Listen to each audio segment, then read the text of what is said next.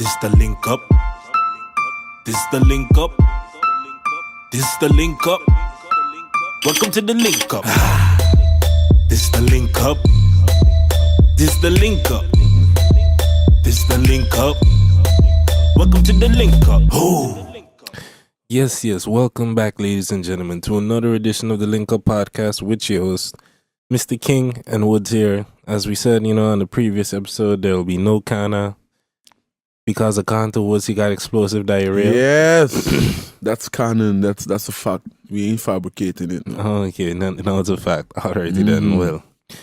The real reason, Kana's still on vacation, man, in foreign countries and whatnot, enjoying his holidays and all of them things. Alternative facts. You're ridiculous, But yeah, so they're just one of those sessions where it's just me and the homie chilling. Even though the last episode also felt kind of like that when it was supposed to be technically, was supposed to be, but that didn't work out because, I think probably the next time that we have him on, like maybe when the project is finished and, it's time to promote that and stuff, probably then could get into more of that, but that just happened because, like, in a way, we had literally just kind of forget it because Screw is just, like, one of the homies. Exactly. So it's just, like, felt like a chill session and he didn't. It's like, I know the man. I've been knowing the man for many, many years. To interview him is like, I mean, it wasn't the first thought on my mind. But that was my bad, I guess, on that. Hopefully, people enjoyed. I guilty on that, too. Hopefully, the people enjoy the conversation regardless. So, I mean, that's the most important thing, I think. As long as content is being provided that the people are a few, regular dedicated listeners and then hopefully there's something for them to enjoy. Yeah. But with that said, we're not trying to make this episode as long as the previous one and stuff because we still trying to, even though we failed on our last one, we trying to stick to a more concise version of the link up. Yeah. Get right to the point and stuff. So like with no further ado, I feel like we should get into one of the first topics of today.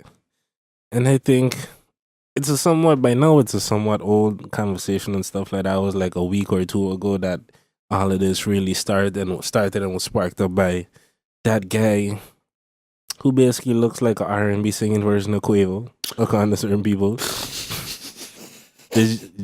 Jacquees. Jacquees. Something like that. Something like that, I believe is how the man's name is pronounced. But he started up and sparked up this whole arguments and discussion and stuff online around the whole topic of him being the king of R&B. And of course, I gotta preface that or, put a disclaimer that he as well did, that he not trying to say like, all the people from 20, 30 years ago and anything like that. He talking more like of his this era. Yeah, he feels he's the king of R&B of this generation. Okay, first of all, before we continue, before you saw the whole post and everything, did you know who he was? Yeah, man. Like, I was familiar with Jacquees, but to say, like, what song he sung, like, my familiarity of Jacquees is weird because I heard about him. I heard him on a few feature here and there. And then for the most part, I've heard his name being talked around. But again, like, I wouldn't say that's necessarily a fault on Jacquees because in general, I'm not really as in touch with R&B as I am with hip-hop and stuff. So I heard the name, but I wasn't just knowing that I'm not going to be that quick to go and check it out. Yeah. But yeah, I heard him on a few features and some covers and stuff. Covers is mainly what I heard people talking about him. And the main thing, one of the main things I heard a decent amount of people talking about him is like, there was a lot of controversy at Buzz created when he did the LMA cover because LMA's people took it down. I don't remember if it was Boot Up or Trippin'. I think it was Trippin'. Mm-hmm. A second single or whatever. Maybe that was a third because she apparently had one before Boot Up as well, but it just didn't perform as well as Boot Up. But I think it was Naked or something like that called. But from then, that's how I heard of him. That's what I knew of him. But I would say it's like, yo, you got a long way to go before you even thinking about calling yourself a king of R&B. Like, I mean, like I said, I'm not the most well-versed person on R&B, but still, even so, some of the people that I feel will be put in that conversation of king, I've heard the music because of the impact they've made on the industry and the work that they put out, some of the bodies of work that they've released already is like, okay, these people are like quality because to me, of this generation, although he might be somewhat like of an older generation by now because he's been in the game like over 10 years and stuff by now, Chris is the obvious one, to me at least. The only other person, depends on which generation you're going. Yeah, but like, yeah. Who else would you put in that? But the thing with Chris, yeah, I don't know who else I would put there though. To me, Like maybe Neo.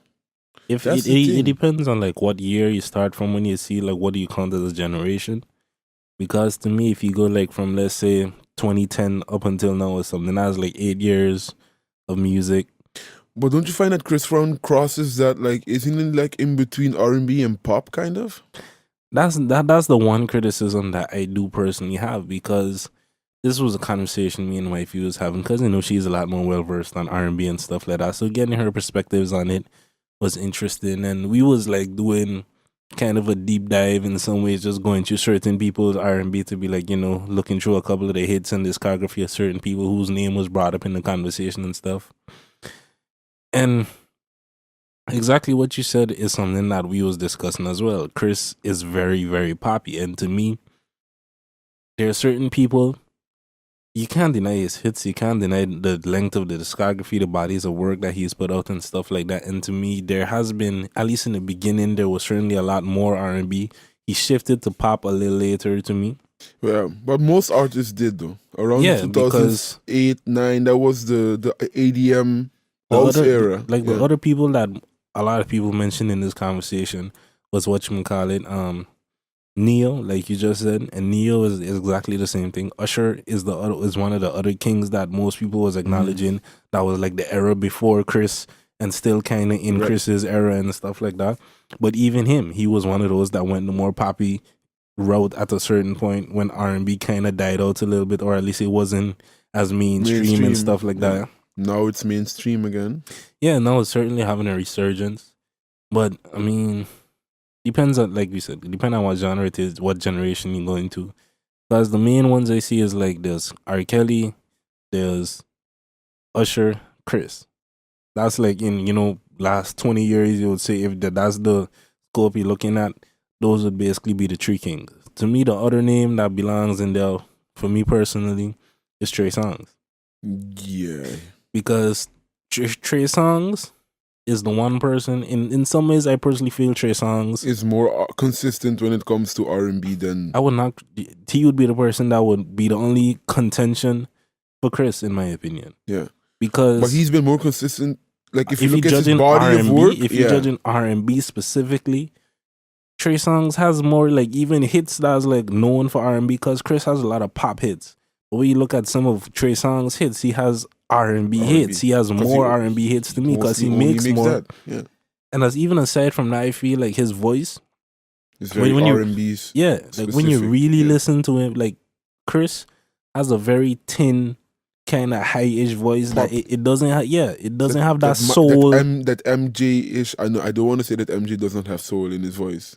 I don't want to compare Chris Brown to MJ. MJ voice is different. Yeah, like MJ voice is just different. Like he has the bite. Is like the only way I know to. Is like is a just rasp. Yeah, in his voice. Yeah, it's a weird thing that he does just pull out on certain moments, but it still has that highness and that lightness, that pop-ish sound. I would say Chris Brown has that same. He goes towards that direction, but he doesn't have that special. Let's call it rasp. That special rasp in his voice to make his voice be distinct. His voice sounds like every pop. It's like the voice you would. It's a very typical pop sounding voice that most people would like. The corporate music scene would flock towards that voice, because that voice is very marketable. Yeah, I agree. And the one thing I feel is like, Usher is another one as well. Like to me, Usher, and I feel like that's part of the reason why Usher was like somewhat mentoring Chris at a certain point and decided to take him under his wing. Kind of is like the similarities between Usher and Chris is just too much. Like that both of them was known for like the R&B with the dance moves and blah blah blah. Chris filled up a very similar lane as Usher did, but aside from the dance moves, in just vocally, I feel like they're very similar. Like they both have Usher's R&B to me has a little more soul in it than Chris's R&B. Like the R&B songs that they do have. Like, I mean, you can't make any legendary R&B playlist without Burn and Confessions and some nice and slow, some of those songs from Usher's early career. The thing is, I think Usher's You remind me. toolbox, in terms of what he can do with his voice, is way more It's a little more diverse than broad. Chris. Yeah. Hmm. I don't like Chris Brown. He cannot hit those low tones Yep. the way Usher can, because his voice, his vocal range does not allow him to reach there. But I would say that Usher could sing almost all the same songs that Chris Brown sings, and probably even go higher than him if he should ever need to do so. In terms of going higher, honestly, I feel like it's tough to say which one, because I feel like they're both in very similar ranges in terms of like the pitch of their voice or whatever. Yeah, people don't know you're on a podcast and they start calling. But anyway, yeah, no, but that's Who's your favorite R&B singer? Oh, that's the thing, because there's this thin line of R&B and soul, and I tend to go more towards the soul route. And who would that be in the Like soul Erykah category? Badu, or Okay. True. And that's still kind of R&B though, but also a little bit of jazz. So it's like, where do those artists fall? Like I was more according to me, the classification of an album like Baduism and stuff like that would be neo soul. Like that's the description they're using for it, or neo soul according to me. I don't know. Soul is like Jill Scott. What are people's name? Marsha Ambrosia, Flowetry, like them kind of stuff. Erykah Badu is in a similar vein as like music soul child. Like that's to me, music is like the male equivalent to Erykah Badu. If there was a male Erykah Badu, it would be music soul child. Yeah. I was thinking more on the male side though than a female. I mean, female, I don't know. That conversation I can get to in a second, but the thing is, like, I would have to give it. Honestly, I would have to give it to Usher, maybe. If I look at like albums that I would listen to past, like, there's one thing about Chris Brown. I would listen to his album, and then when the year passed, I probably never listened to that album again. I mean, it definitely didn't help with his last project having 45 songs on a regular version and then 57 on a deluxe. It's like, Chris, what is you trying to do? Who do you want to listen to this? Who do you think has the time? And honestly, I just remembered some hypocrisy in that statement I just made, because just this week or last week, I forget exactly when it dropped, but The Dream just dropped his new project. And last night, I listened to it, the entire thing, and that has 40 songs on it. How long are these songs? It's a triple disc. It's the entire listening time, according to Tidal, if I remember correctly, was 2 hours and 30 minutes or something like that.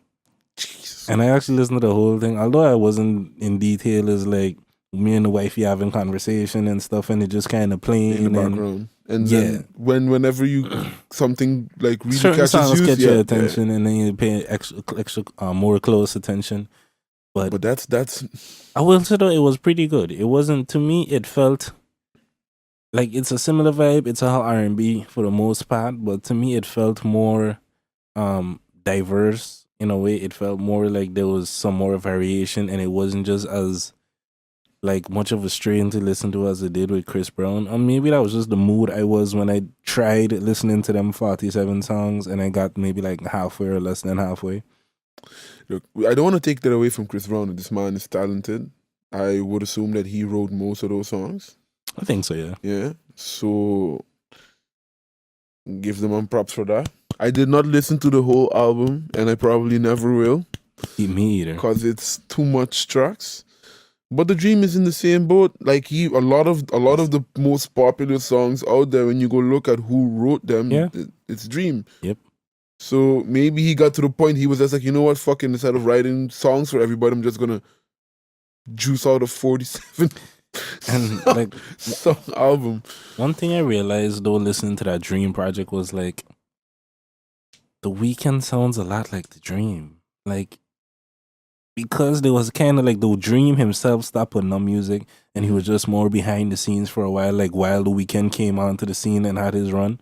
Like it wasn't much time of them coinciding, so I never really made the comparison because like you kind of They gave forgot each about other's- The Dream yeah, a little yeah. bit, and then The Weeknd came on the scene and had his whole blow up. So I never really made a comparison to listen to The Dream again, and I was like, yo, this sound like a Weeknd song. But then I was like, but The Dream predates The Weeknd. So if anything, The Weeknd sounds like The Dream. Why do those? Yeah. They need to make an album together. Call it The Weekend Dream or The Dream Weekend. Mm. It would be interesting, but at the same time, I think it would be boring. Yeah, because they both sound the same. Yeah, there's Yeah. nothing to really compliment. Everything The Weeknd could do, The Dream can do as well, and vice versa to some degree. So it'd be like, would you even know who's on what song? It'd be like, that would be the most confusing project ever. It just sound like one person on the song. You wouldn't know who's who. But I think that's why the album should be called The Weekend Dream. Although I will say, I feel like The Weeknd has a little more of a nasally, like, Sound and voice. yeah. It sounds a little more whiny than The Dream. I feel like The Dream on a little smoother, but it's still a lot of falsetto. It's like the same pitch range, more or less. But it was good, though. It was good. I mean, the thing I like about it, at least, is separating into like 3 volumes. So you could just be like, okay, one day you go listen to volume 1, another day you listen to volume 2, and like you kind of separate the album yourself, or at least there's a division already existing, so it's a more digestible listen if you want to look at it in that way. And now each of them is like separated maybe like 12, 14, 12 songs or something like that. So like that's cool. Yeah, and I could understand maybe like from his perspective, like he had so many songs, and it's like, okay, I might as well release them now because maybe next year the song won't change, and then I'm going to have all these tracks sitting there. And Yeah. I see a lot of people was on that wave. It seems like, because I know T-Pain was talking about how he have like a whole bunch of music, some crazy amount of tracks that he planned to just release all in a bulk or in the coming year or something like that, just drop them every week or whatever to get rid of like all the stuff that he had just that in the might stash. backfire for him though. Like if the song is too old, sometimes it's best just not to release it. Sometimes, yeah, but I mean, if you got like 200 songs, he was talking about some crazy, ridiculously high number. Now, for a dude like T-Pain with the productivity and amount of work he put out in, when T-Pain had his run, I mean, it sounds completely believable. Yeah. T-Pain we know T-Pain is a good songwriter. For him to put out that amount of music in the amount of time that T-Pain has been quiet, that hasn't really been putting out a lot of music, to me, it's definitely believable that he could have like hundreds of songs or something like that on deck. I don't know if dropping all of them, like you say, I don't know if that's the best idea. Yeah. But yeah, if he wants to do it, hey, God bless. But I understand the inclination or like the reason why you would want to do that from an artist perspective, because generally speaking, it's like, why you make the music if you can never put it out?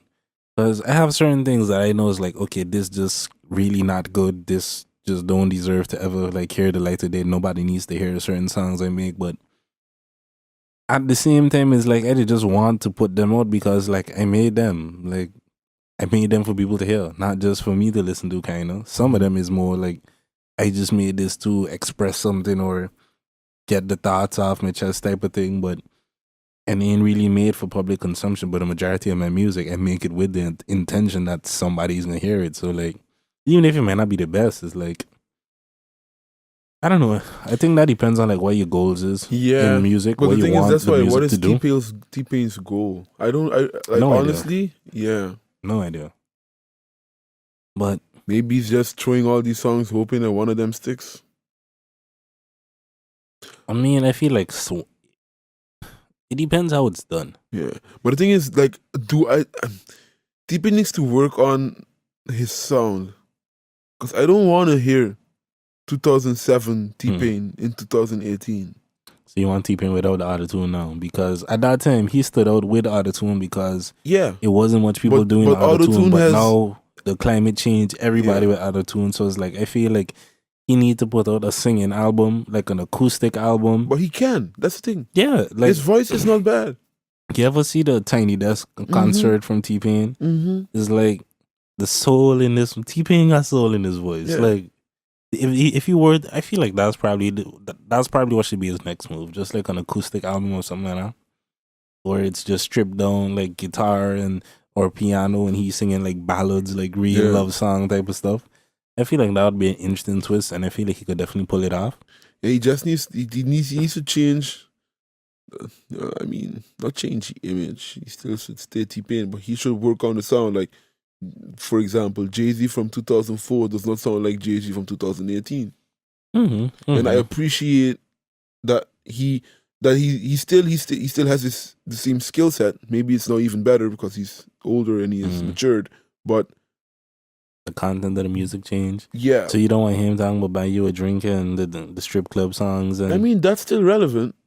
But I feel like it's more relevant than ever. Yes, exactly. Like the strip music, the strip club songs. But it needs to sound like it was made for this time period. Because if it sounds 2006, 2007-ish, like I love those tracks, but I need to have that nostalgia attached to it for me to go back to those tracks. You understand? That's why I still love those songs, because when I hear Bartender, when I hear Buy You a Drink, when I hear I'm in Love with a Stripper, it's not just that the song is good, it's also that songs brings me back to those times. And a lot of the kids from like Bone around 2000, 2001, 2002 are not going to be familiar with T-Pain like that. They ain't going to relate to those tracks. So it might backfire, especially if it doesn't sound the way they want it to sound. You understand? I feel you. But that's with everything, though. So, Queen of R&B. I mean, since you had mentioned Erykah Badu, it's like I feel like she could be mentioned potentially in this conversation. But even regardless of what we gonna say, even though I don't like, please don't shoot the messenger. Even though I don't like the music that much, it's very hard for me not to say that it's not Beyonce. Or the only person that I could see that's on the same lane as her, potentially, in terms of relevancy, popularity, whenever album drops, it's just like, okay, everybody just stop, it's Rihanna. Yeah. And honestly, I like you could mention, and I feel like that those the obvious two. I mean, those are the same two people that was coming to my mind. To me, it's almost like when you're having a top 5 rappers conversation, you have to say Nas, Tupac, Biggie, Eminem. Is like you just gotta say Beyonce and Rihanna in that same sentence. But the only thing I feel about that with those two is you can make the same argument that we were just having with like pop. with like a Trey Songz and a Chris Brown. Is like Beyonce has the most soulful voice. She, to me, makes more R&B music. Like Rihanna dabbles in a little more genres. I feel like Rihanna is very diverse in terms of like Beyonce is as well, but to me she doesn't. I can know what I can expect. Let me say it like this: with a Beyonce album, I know what I can expect from it in terms of what I'm sure I'm going to hear. Rihanna's first albums were like that, and then eventually it just wandered off. And honestly, I don't know from what the album that's coming out next year. I don't know what to expect. It might sound something completely Caribbean, and I'm still going to be like, yeah, I was expecting that. But at the same time, it wasn't. She did tell us. She did tell the world like she working on a reggae album and just another album in general. Like she working on 2 albums that's supposed to be coming out in 2019 or whatever. What does a reggae album mean though? Like, do you mean like on a the replay reggae work? Yeah, but I assume she going in that bag. Like, yeah. But them type of tracks that she had some song with Sean Paul, or no? I think it's somebody. No, you mean the song recent, like a couple of 2-3 months ago that came out? That song with Sean Paul? But it's not with Rihanna though, it's another girl. I don't know. But yeah. No. It was Beyonce that had the Sean Paul song. But like even that's interesting.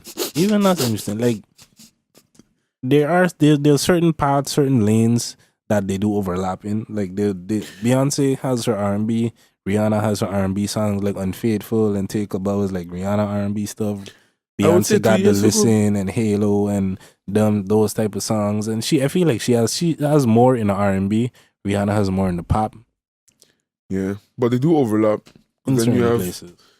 Because the Yeah. one thing I feel like Beyonce doesn't have that Rihanna has is the Caribbean thing. Yeah. Like that's probably the one like I area think genre that Beyonce. she would be able to imitate it though. I would not be surprised. I just don't feel want like it to, it but- wouldn't come off authentic. Authentic, I know. Like to but me, that's like Drake making his Latin, Caribbean songs. Like yeah, Latin Caribbean. it's just or trying to go over to the UK and use that accent and whatnot. It's just as inauthentic It's to me sad. as it would be as Beyonce trying to do Caribbean. So I'm glad she never went in that direction. Like do it like Baby Boy. Let Sean Paul handle the Jamaica Caribbean part and stuff, and you do sing over it. Yeah. But aside from those two, yeah. Who else would I choke? Boy, wait. And even like to the generational thing, I feel like they're somewhat of the older generation because Rihanna has been around. I'm going even older with you. Like Rihanna has been around for probably at least 10 years by now. I mean, it's been quite some time since Rihanna's been on the scene. Beyonce even longer. So it's like if you were to pick a new school queen of R&B, But I want to mention someone else, but she's way old school though. But who that? Mary J. Blige. Mary J. Blige is an obvious one that has to be brought up in the queen of R&B conversation. And I just realized we forget the other one that's like a super obvious one. I mean, and one that in some ways might deserve to be a couple steps above even these people if you're talking about like true R&B. Mm-hmm. Mariah Carey. Right. Yeah. Like Mariah, and as well as the fact that I can say with like reasonable amount of confidence that that Mariah Carey has written more of her songs than Beyonce or Rihanna. Yeah. Like I think it's only Mary J. Blige and I can't say anything about Mary J. Blige and her writing. I don't know if she does write her own stuff, if she does work with singers. I never no, okay. looked into or anything I about do that. know a little bit. Like I assume she probably works with writers like most R&B people do. But her best album was when she was really, really, really sad. And she wrote like all those no Be more Without drama You and stuff like that. No more pain. So I assume she writes her own music because a lot of times those music reflect on what's happening in her life and all of that. At least she has some type of input on that's her music. debatable. Yeah. She has some input in it at least, and then there was a similar thing that happened. The reason why Usher released his greatest album I ever made, which was Confessions, but a lot of that was written by Jermaine Dupri was collaborating. Yeah, and certain songs it seemed like it reflected so much on Usher's life. It was because he went through a similar situation. It was like, no, this was really about somebody that Jermaine Dupri had a situation with, and it just worked really, really well. I forget which one that was, but I don't remember. Like certain songs on that was written by Jermaine Dupri, and that helped the greatness that was. Jermaine Dupri was not blessed with a beautiful voice. That's something that I think if he had that, he would have had all those hits. Because this man, his hands is in too much stuff. Dog. Production, songwriting. The man is talented, and kind of me, even some of Mariah Carey stuff was working with like Jermaine Dupri and certain things. Maybe more on the production side than songwriting, according to me. But there was certainly work done with Jermaine Dupri and Mariah Carey. But she is one of those people that. What do you think about Ashanti? In a Queen of R&B conversation? No, it came into my mind. I would not throw it in my top 5, but Ashanti is cool. She deserves like a small mention, I guess. I mean, or Alicia Keys. I would quicker put Alicia Keys there than Ashanti because I feel like Alicia Keys has had more significant, more lengthy of a run than Ashanti. Ashanti was like a brief moment in time that she had her run. She had her hits and stuff. During the Murder Inc. phase, her and Ja Rule was killing shit. Yeah. But I think that dynamic duo when Ja Rule got locked up, she lost her stride. But there was just a whole lot of things. Cause I was watching an interview with her where she was talking about just the Murder Inc. went through a lot of stuff in general. At a certain point, according to me, the whole label was under investigation from the feds and different things. Like there was a lot of stuff where people we had to kind of stop things, but So we actually stop things. But yeah. You getting better, man. You getting better. Hey. Understanding how to read the room and then need the conversation to still be going. But Ashanti, she cool. I enjoyed Ashanti's music during her Ja Rule period and stuff like that. But to say more than that, I don't think there's much more to like critique. I saw that she was trying to make a comeback and stuff. She had a single not too long ago. Did not work out. I don't think it seemed to, resonate with the people and stuff like that. So, but that's a difficult thing though. Like when people know you from a certain era and then you've been quiet for so long, and I feel like that was one of those things that was just cut short due to like unfortunate circumstances and things. Like Ashanti, she was on a rise. If she had continued putting on music, if everything with the label and all of that was good and it didn't end up the way it did, I feel like Ashanti could have been a different artist. We could have been looking at her and not with the mindset of like, yo, she just had that little run with Ja Rule and that was it. But I feel like a lot of that was things. Have a run with though. I mean, how so? You know, the thing is, out of like, there's like Ja Rule gets clowned, but the man had hits. I understand. No. I don't want to. Actually, no. I'm gonna look like a hater. But the thing is, like, I love Ja Rule's tracks. Like, as a DJ, like those tracks help you out a lot. People sing along to it. They're dope tracks. Yeah.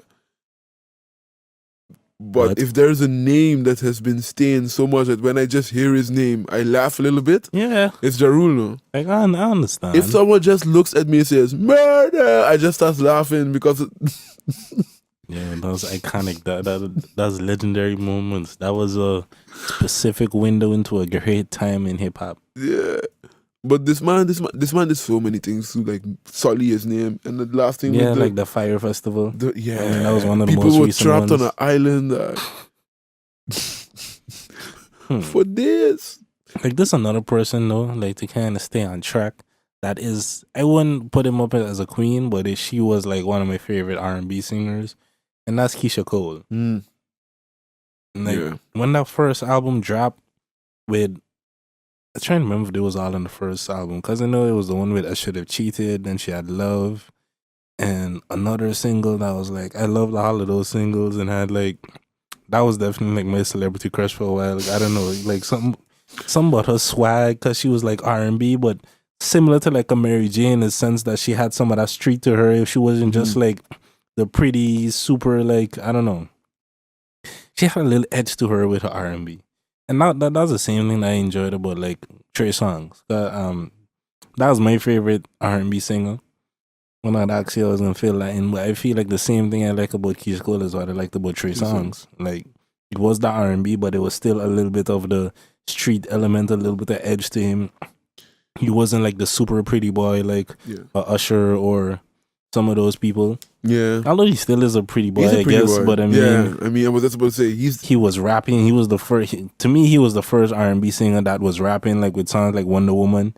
Like he predated like the Drake type of thing in a way. Did he predate even early on with Drake, like the Chris Brown snapback and Tiger thing?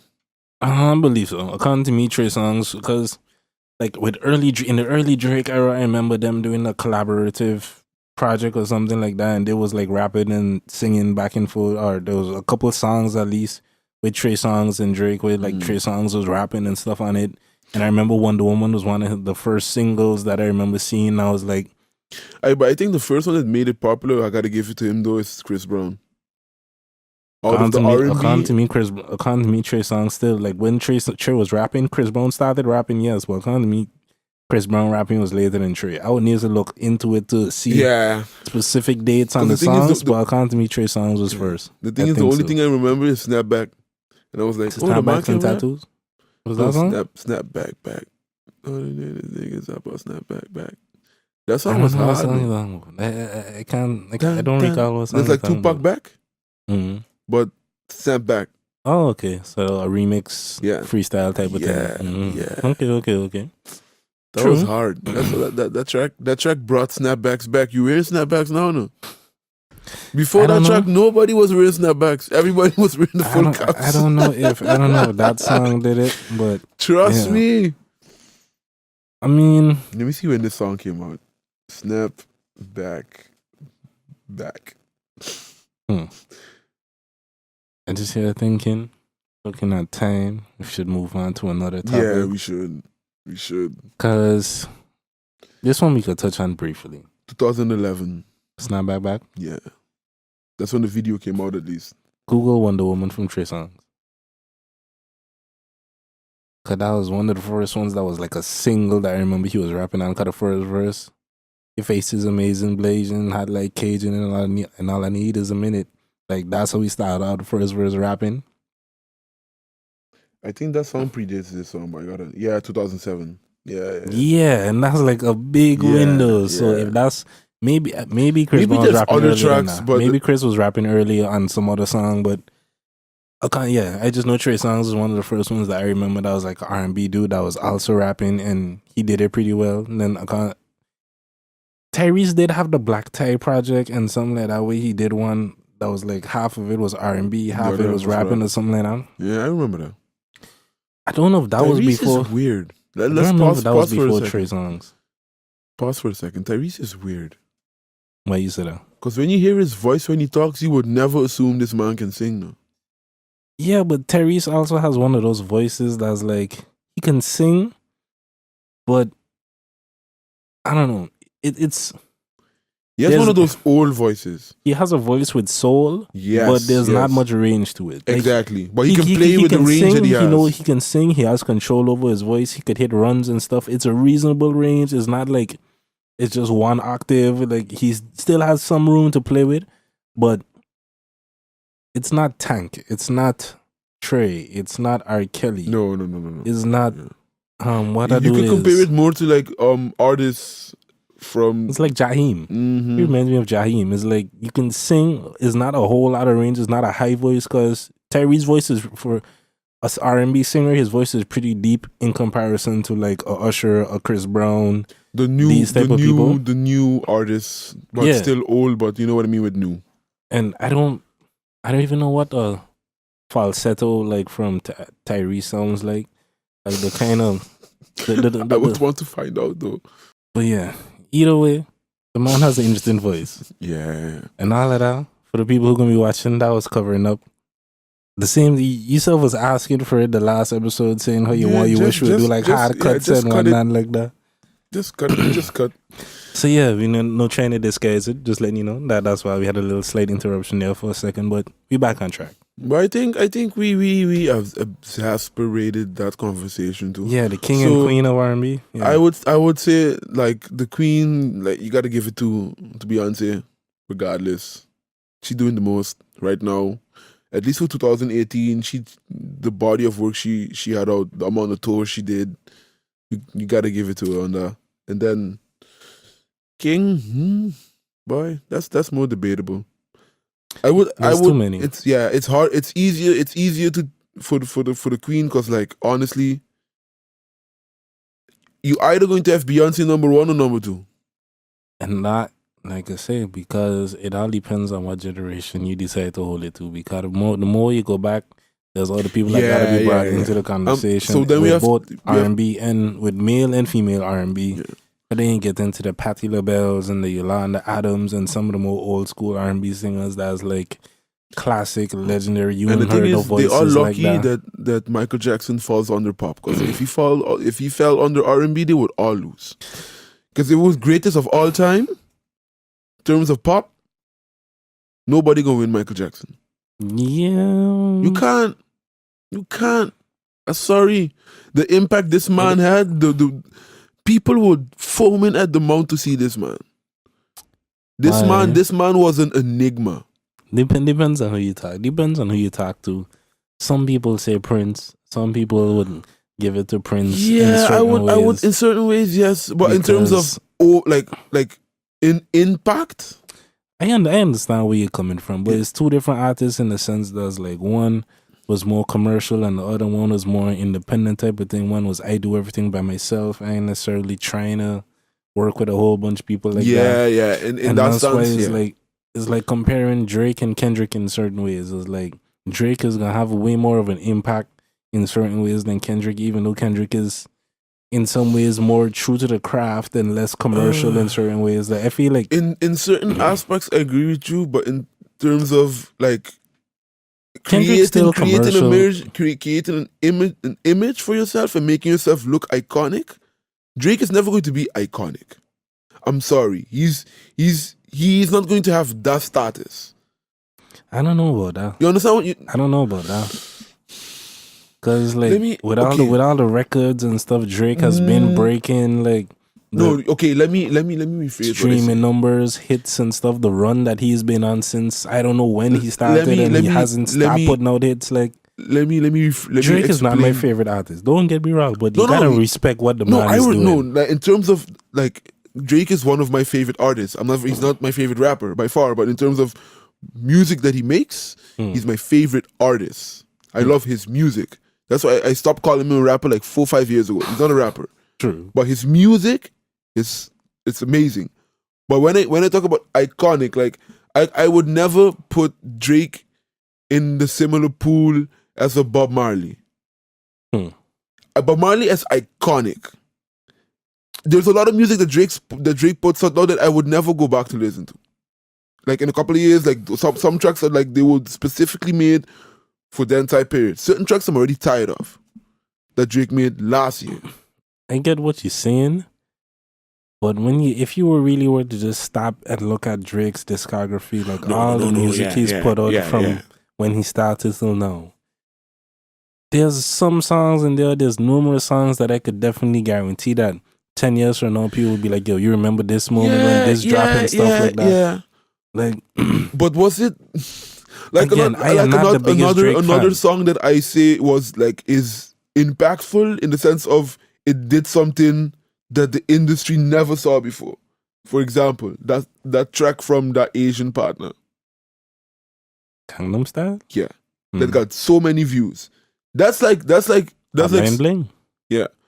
Did not get that many views, my friend. It did not. No. Never. I'm not saying Hotline Bling had as many as Gangnam Style. No, it didn't. Yeah, I'm not saying that. Yeah. But you know how many views Hotline Bling had? Yeah. So it's like, okay, he may not be this, and he may not be this one weird moment like a Gangnam Style as take over the world kind of thing. Okay, but this is what I meant. Many of songs that was pretty close. This is what I meant. It may not be that, but it was pretty close. Yeah, this is what I meant with iconic. That time period of Michael Jackson had in the glove, wearing those that like. I know what you mean. Like a silhouette of Michael Jackson. There is certain people that who is just like a unique figures that you will never see a person that's like, yo, to be a Halloween costume. Like Michael Jackson's impact, the person that he was, everything he represented, from the sound to the look, the way moves, that we make music videos today is thanks to him, because he took that. Because music videos back then was just someone following around with a camera and they play the music, and in the 80s it was just like your face being floating around different places, you know, weird abstract music videos. Or you just have the band playing and then the artists are in front and then they record that and then they have like cutaways of the man walking away and, like on a pier somewhere. Those are music videos. And then Michael Jackson came and said, no, I want to make a movie. I want my music videos to have a story. Things like You Rock My World. That was when he did a Chris Brown, the Rush Hour crossover thing. I know Michael Jackson is who he is, but I feel like Drake is just one of those people that's similar. He's not Michael Jackson. I'm not trying to say Drake is like Michael Jackson, but in the sense that it's like never before seen a lot of what Drake is doing. For somebody to come and sing and rap as well as Drake does, even though you still wouldn't put his singing up against I would never put Trey Songz or some of the real R&B singers and stuff. No artist that can actually sing. But you've never seen somebody who raps. You've never seen somebody who raps as well as Drake raps, sing as well as Drake sings. Maybe Chris Brown might be like one of those people, but Chris Brown is a singer who raps. Yeah. That's why it's like Drake is the first rapper who sings as well as Drake sings. Well, songs like Shot For Me and stuff like that, you have to give Jackie Jacket on songs like that. It's still not a Trey Songz or one of these real R&B singers or R. Kelly and none of these people, but the man is doing pretty good singing in melody for somebody who's an R&B singer. When if somebody who's a rapper, yeah. when you have a rapper who can sing the panties off of your woman, that's something weird. We've never seen that before. For somebody who's a rapper. Yeah. And you can't tell me Okay, certain females he's are iconic into in that sense. as well as the run that he's been on since I don't know when it started, depending on what the first hit is. Maybe if you want to count since Best I Ever Had. Like that was like the first hit. That was a breakout. He had hits, but that was the breakout hit. That was the hit that. And I feel like since then, homie has been on a run that's been like, yo, when is he gonna stop? There's not been a year since then that you didn't hear Drake music and he wasn't well represented. Not like one song, not two songs, like albums and then features everywhere. The thing is with Drake,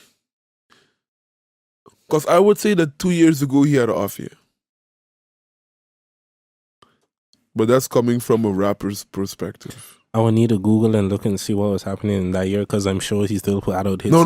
His album did amazing good, but just in terms of rapping wise, then it was not amazing. His last stuff was Views, More Life, something else. Yeah, it's an amazing album, but it was More Life was not good.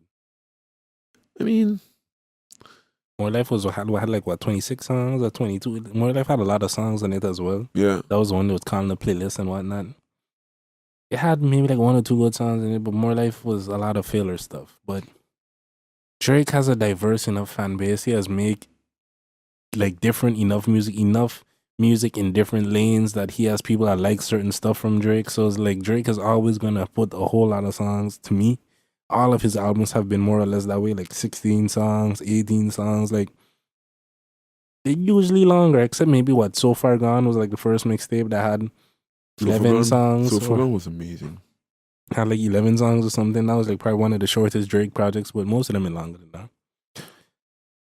He had an entire podcast talking about music. Yeah. These are the exact things that like Kana would hate by. Kana wouldn't enjoy listening to this. That's why he's not here.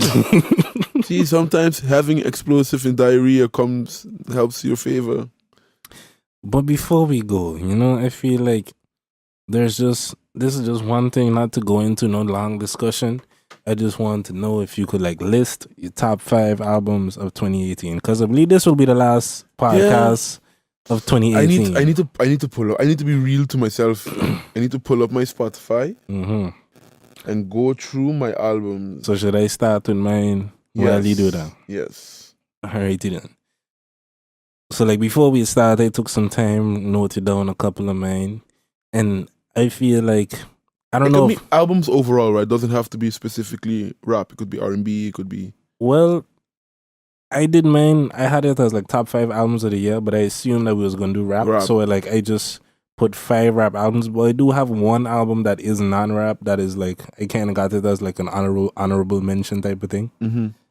But my top 5, kind of in order, but not really, because I'm not sure which one is number 1.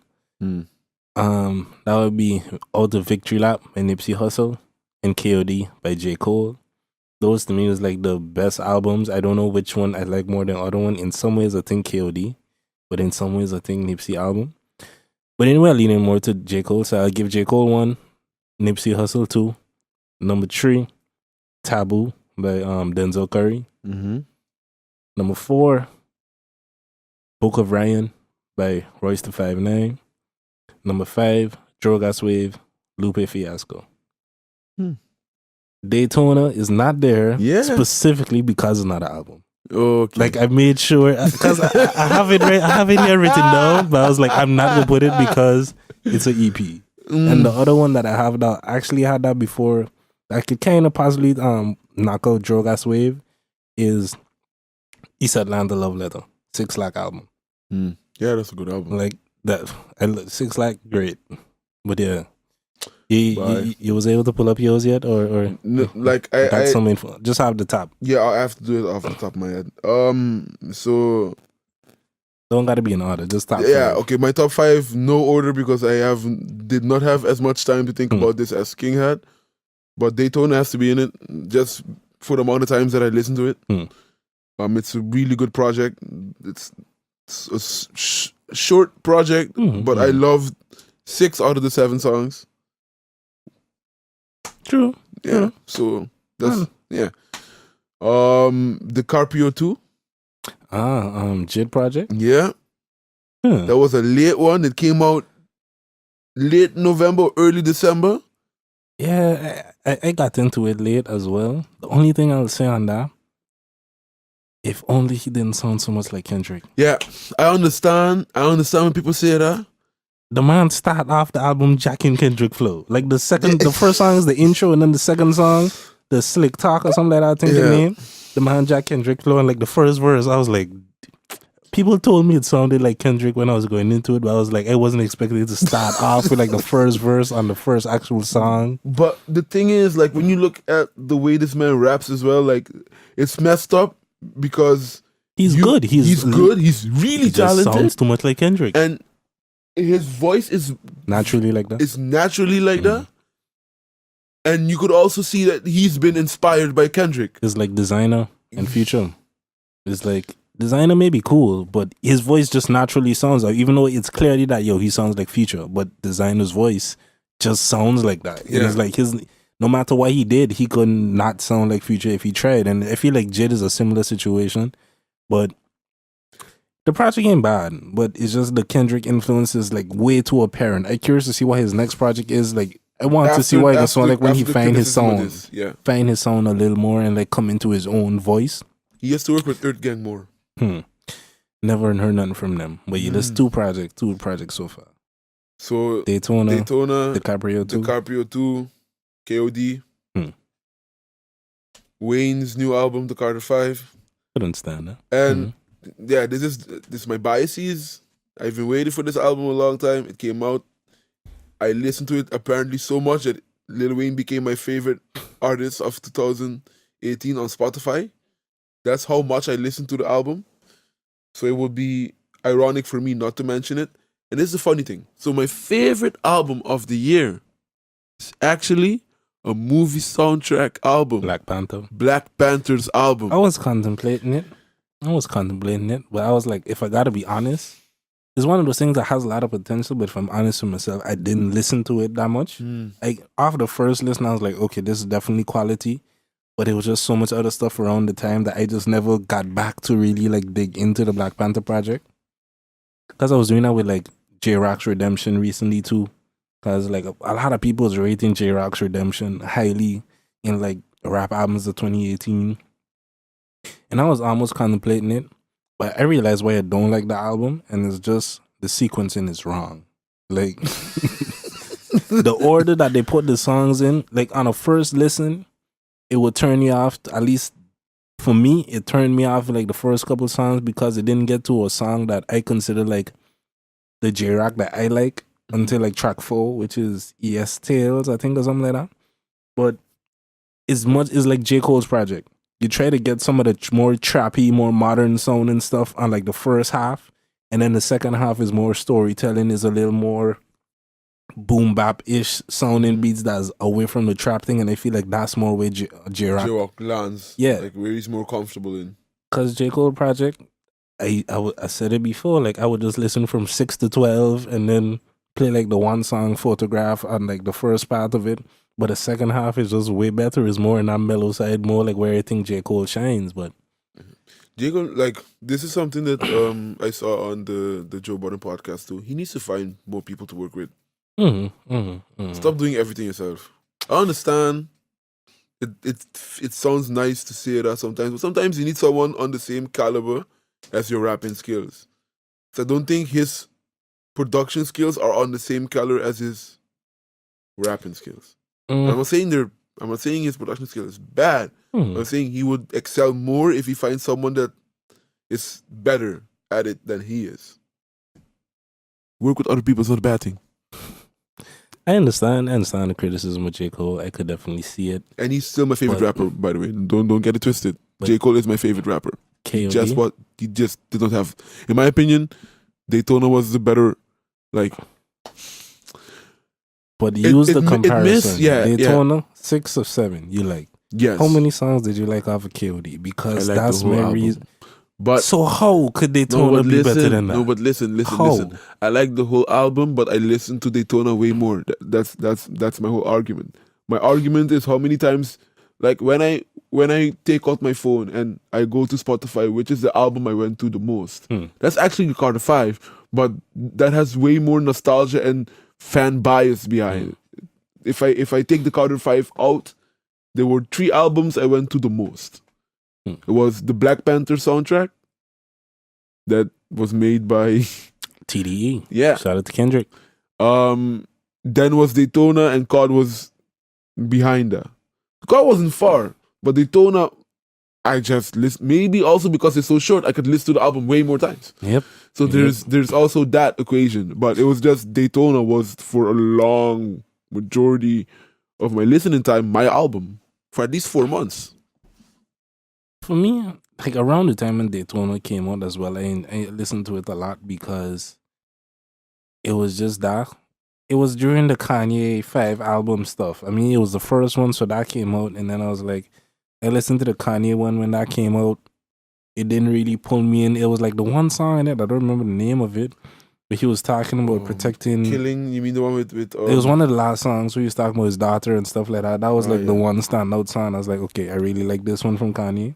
Was it also the other weird song where he was talking about suicide and No.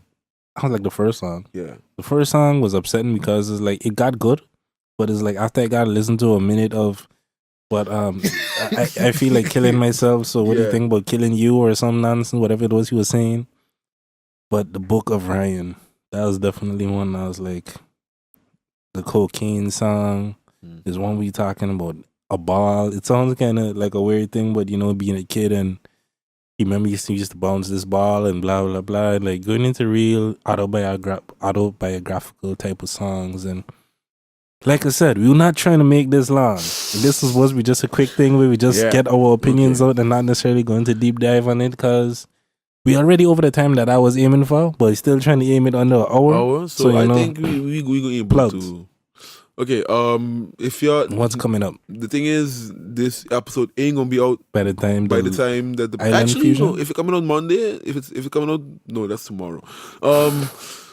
So by the time you actually hear this, I'll start to plug this. So the 19th of January, for the people that love Latin music like merengue, bachata, salsa, reggaeton, moombaton, there's going to be a party in Panama called El Punto.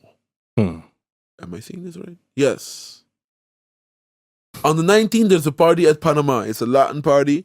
Be there. I'm going to be there. This is going to be my first debut in a Latin and the Latin scene in Amsterdam. Sounds interesting. Yeah. So I'm spreading my Caribbean wings, you know. Aruba is a very interesting island in terms of being a DJ there. I was put in a lot of weird situations. So I learned to defend myself with the Latin crowd. So I feel comfortable enough to invite y'all to a Latin party where I spin it. All right. Well, only things I got that'll be coming up is I think it's safe to announce the release date. Last week I didn't say it, but on January 8th, I'll be dropping some new music. For those who don't know, that also coincides with my birthday. So I figure, you know, why not give the gift the world, even though, you know, I not only want to be the recipient or should be the recipient of a gift, but I'm going to give the gift, give a gift to the world, and that's going to be some new music on January 8th. So, you know, be on the lookout for that. Bye.